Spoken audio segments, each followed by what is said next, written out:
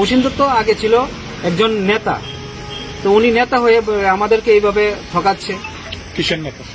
শ্রমিক নেতা ছিল আগে। হ্যাঁ দালাল মিলে, হ্যাঁ কিন্তু দালাল বেতন 34,000, হ্যাঁ 18,000 টাকা দিলে গাড়ি চালাতে পারবে না, ব্যাপারটা পুরা দালালি করতেছে।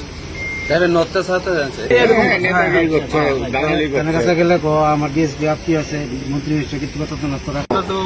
অসীম দত্ত ছিল আগে বিএমএস এর সেক্রেটারি, আর হ্যাঁ মিডলম্যান হ্যাঁ দালালি করতেছে এখানে।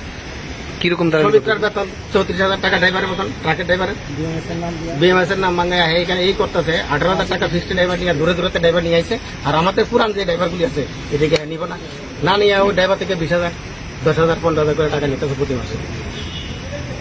যার জন্য আমরা আজকে থানা চাইছি, থানা চাই আমরা যে বুঝতে দিচ্ছি। মানে কেড়ে এরকম করতেছে কিছু বুঝলেন? হ্যাঁ মিডলম্যান নিয়ে দালাল, বাইরের কন্ট্রাক্টর টেন্ডার পাইছে, হ্যাঁ ম্যানেজার হিসাবে এখানে তারা কথা কইয়ে ম্যানেজার হয়েছে। ম্যানেজার হওয়ার পরে হ্যাঁ আমাদের ড্রাইভার পুরান ড্রাইভারটি না নিয়ে নতুন ড্রাইভারটি নিতেছে। বেতনটুকু 34,000, হ্যাঁ 15,000, কার বাকি টাকা ঘুরে দিয়ে দেবো অসীম দত্ত। তার লেগে এখানে ড্রাইভার না নিয়ে বাইরের ড্রাইভার নিলে 12,000 টাকা, 15,000, 18,000 টাকা দিয়ে চালাইতে হবে। ড্রাইভার করে গাড়ি চালাইতেছে, কারণ বিগত দিনে আমরা খুব আশা করছিলাম, চেষ্টা করছি কথা বলতে, হ্যাঁ আমাদের তো কোনো রেসপন্স না, কোনো কথা কিছু নাই। অসীম দত্ত বাস আছে, অসীম দত্ত 3-4টা বাস, 6টা বাস আছে, 7টা বাসের মধ্যে সেম অবস্থা, 15,000, 16,000 করে বেতন দেয়, আর বাকি টাকা শ্রমিক থেকে ঘুরে নিতে হবে।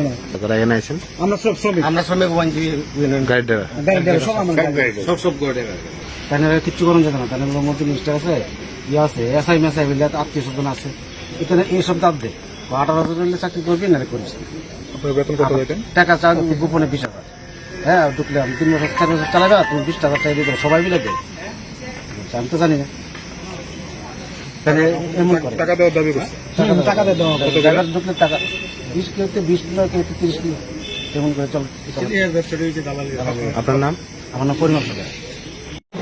মুখের অন্য কারণে অসীম দত্তকে গ্রেফতার করতে হবে। শ্রমিকের মুখে অন্য কারণে চলছে না।